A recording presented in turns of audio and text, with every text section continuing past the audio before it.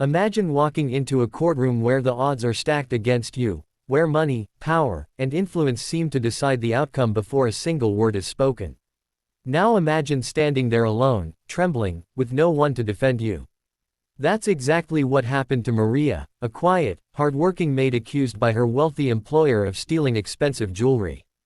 But what no one knew was that the case would take a turn no one expected, when a single-dad veteran with a hidden past of brilliance stood up to speak. Stay with me until the end, because what happens will move you, inspire you, and maybe even change the way you look at people forever. And if stories like this touch your heart, make sure to like this video and subscribe to the channel, so you never miss one again. Maria had worked for the billionaire Carlton family for 6 long years. Every morning before sunrise, she arrived in her faded uniform, quietly scrubbing floors, polishing silverware, and caring for children who barely acknowledged her presence. She wasn't bitter, Maria was grateful for the job. As a widow raising her young daughter, every dollar mattered. But one morning, everything shattered. Mrs. Carlton accused her of stealing a diamond necklace worth over $200,000. Security cameras didn't show her taking it, but suspicion alone was enough. The wealthy family wasted no time dragging her to court, painting her as a thief desperate for money. Maria walked into that courtroom alone. No lawyer, no support, just a trembling heart and eyes filled with fear. Across the room, the Carlton family sat smug, their attorney dressed in an expensive suit, ready to crush her with polished arguments. The judge looked tired, as though the case had already been decided. Maria clutched her hands, whispering prayers, her voice breaking when asked to speak. She told the court she hadn't stolen anything, but her words sounded small against the Carlton lawyers' booming accusations. And that's when Daniel entered the picture. Daniel was a single father, a veteran who had served his country quietly and returned home to raise his son after losing his wife in a car accident. Life hadn't been kind to him, but he carried himself with quiet dignity. That morning, he had come to the courthouse for another matter, a simple hearing about custody arrangements. But when he stepped into the hallway, he saw Maria sitting outside the courtroom, her face buried in her hands, silently crying. Something about the sight shook him. He recognized the same helplessness he once carried, the same exhaustion of fighting battles no one else could see. Daniel approached her gently, asking what was wrong. When she explained, he felt something inside him stir. He could have walked away, but he didn't. He asked to sit with her during the hearing, and when the trial began, he rose and requested permission to speak as her representative. The room chuckled. The Carlton lawyer sneered, whispering about a nobody trying to play hero. But then Daniel began to speak, and the courtroom fell silent. What no one knew was that Daniel wasn't just a veteran. He had once been one of the brightest legal minds in the military, a strategist and defense specialist who had won impossible cases for soldiers wrongly accused.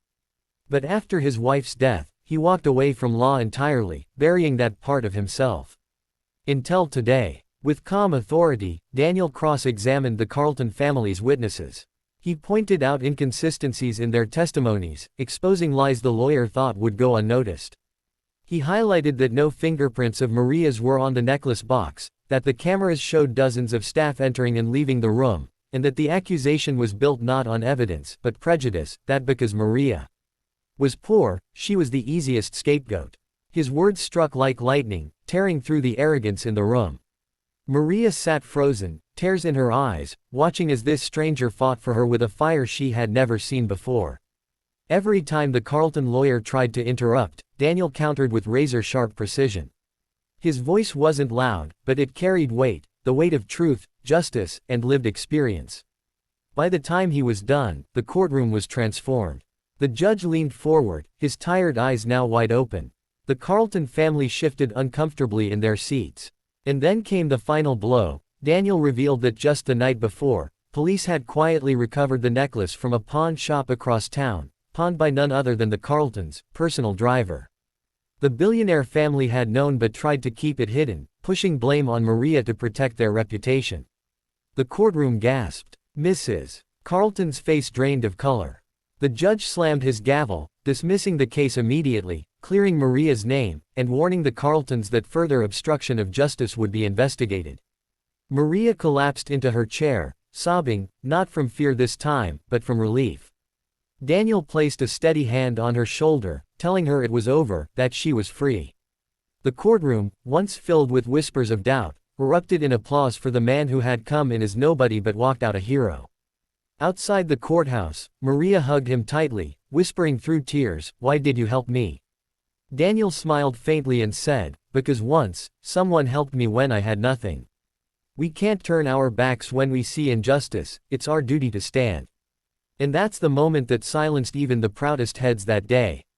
A single dad, a veteran, a hidden genius, he reminded everyone that true strength doesn't come from wealth or power, but from courage, compassion, and doing what's right, even when it costs you everything. So the next time you see someone struggling alone, remember Daniel's words.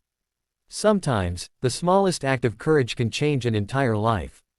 And if this story touched your heart, don't forget to like this video and subscribe for more inspiring stories that remind us of the goodness that still exists in this world.